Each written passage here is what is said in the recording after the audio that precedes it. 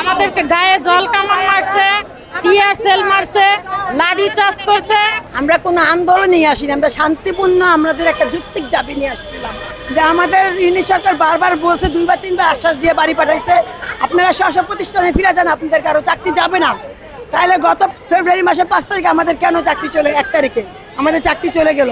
আমরা সারাদিন ডিউটি করলাম, ডিউটি করার পরে আমাদের বলতেছে দুপুরবেলা আপনাদের চাকরি নাই, যাদের নাম রাখবো তাদের চাকরি আছে, যাদের নাম রাখবো তাদের চাকরি নেই। তো আমাদের যে চাকরি নাই সেই টেনশন। আমার বাবা 2 বার স্ট্রোকে রুগী ছিল। আমার বাবা আমার ছোট বোনকে জিজ্ঞেস করতেছে কি রে পদ্মার কি চাকরি নাই। আমার বোন আমার বাবাকে বলে নাই, কিন্তু বাবা মার মন তো বুঝতে পারে। সেই আমার বাবার যে হঠাৎ করে বুকে ব্যথা হলো 5 তারিখে, আমার বাবা আমাকে বারবার বলতেছে আমাকে বাঁচে দিতে হলে আমাকে ল্যাবরেটরি হসপিটালে নিয়ে ভর্তি কর, কিন্তু ল্যাবরেটরি হসপিটালে নিতে হলে 10,000 টাকা লাগে হাতে। আমার হাতে তখন 1 টাকা নেই, 5 তারিখ মাত্র। আমাদের তো বেতন দেওয়া হয় না, এটা কীভাবে নিব? লাস্টে সারাদিন ব্যথা ব্যথা চিৎকার করতে করতে সে রাত্রি 9:30 বাজে চোখগুলো বড় বড় করে সে চলে গেল।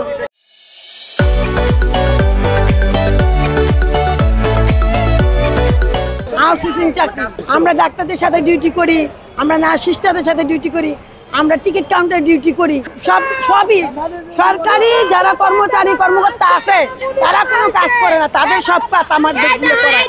তারপরে আমরা কেন এই বৈষম্যের শিকার? আমরা তো কোনো আহামরি কিছু চাইনি, আমাদের চাকরিতে শুধু আমরা বহাল চাকরি চাইছি। আমাদের বলছে আপনারা যতদিন করতে চান ততদিন করতে পারবেন, তাহলে আমরা তো করতে চাইছি, আমাদের কেন বের করে দেওয়া হলো?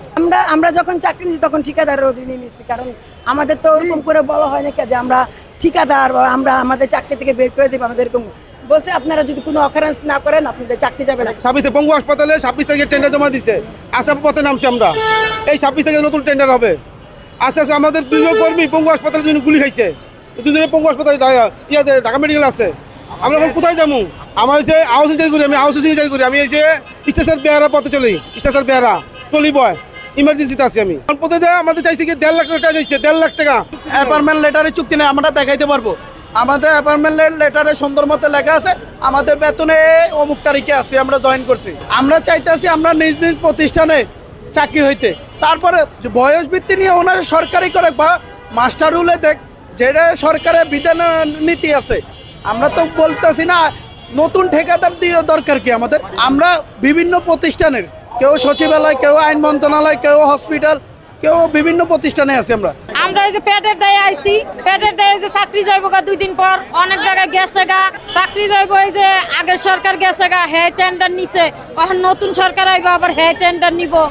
আর টেন্ডার বাদ হয় মানে আমগো চাকরি শেষ। এখন আমরা চাইছিলাম জানি আমগো স্থায়ী করানো হয়। যখন আমি চাকরি নিছি তখন আমার বয়স তো আর এই বয়সে ছিলাম না, 10 বছর একটা প্রতিষ্ঠানে ধরেন চাকরি করছি, কিন্তু এখন তো যদি আপনি চাকরি জায়গা আমার আরেক জায়গায় নিব তাহলে তো আমি আমার পেট চলবো কিভাবে?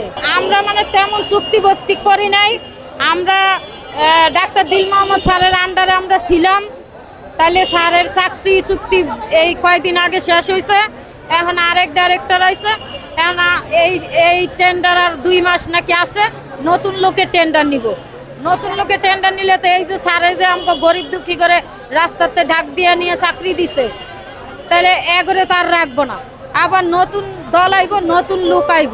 আমরা হইলাম হাসপাতালে, কেউ ক্লিনার, কেউ আয়া, কেউ আটবাই সরকারি লোকের পাশাপাশি এমনও হেনে আছে ধরেন কেউ সরকারি লোকের লগে রিপোর্ট দিতে আছে, কেউ ব্লাড টানতে আছে, মানে সম্পূর্ণ কাজের সাথে আমরা জড়িত।